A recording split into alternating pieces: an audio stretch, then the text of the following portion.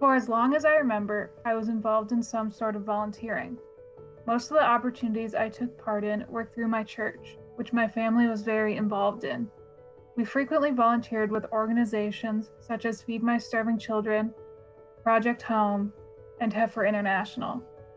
Volunteering was something that my family did so often that I never thought about it much.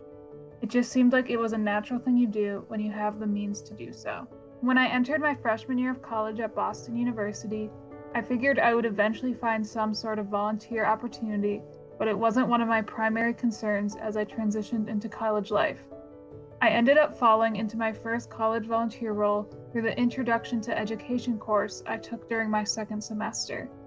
Although I knew that I did not want to pursue teaching, I was interested in education policy, and the intro class was the prerequisite to more policy-focused courses. For the course, we were required to serve as a classroom assistant at a middle school within the Boston public school system for a full day every week.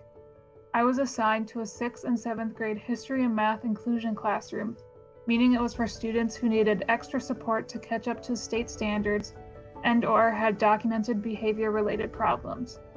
Before my first day at the school, I did not expect the experience to be much different than my previous volunteer roles. I would show up, help where I was told, go back to my dorm, and move on with my day, just like volunteering had been for me throughout my life. However, on my first day, I quickly realized that my main takeaway from the experience was going to be a lot of frustration. Throughout that semester, I did not feel like I had the necessary skills or resources to support the students, and I can see how frustrated the students themselves were with their education and school. Even after I had completed the course, my experience at the school stuck with me. So when I transferred to the University of Minnesota for my sophomore year, I decided to enroll in a class called Issues in Urban Education to explore the things I had seen during my time in Boston and growing up within the St. Paul public school system. It was through that class that I learned about the Community Engagement Scholars Program. Since it was a service learning class, I had to volunteer with a nonprofit over the course of the semester. But before beginning my placement at the Franklin Library as a homework help tutor, I attended an orientation to community service meeting hosted by CESP. In this meeting, we did an activity where we had to select a quote and explain what it meant to us.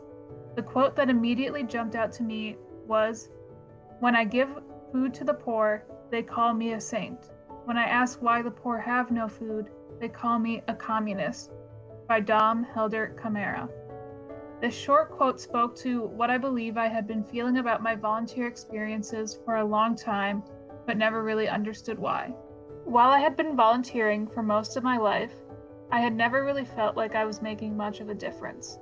I would often leave volunteer shifts either feeling frustrated that I didn't have the needed skills or resources to truly help, or that I had just put a necessary but very temporary band-aid on a problem that would only persist.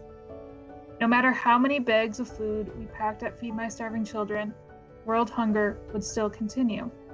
No matter how many hours I spent playing board games with families experiencing homelessness at shelters, thousands of people in the Twin Cities alone wouldn't know where they could safely sleep each night.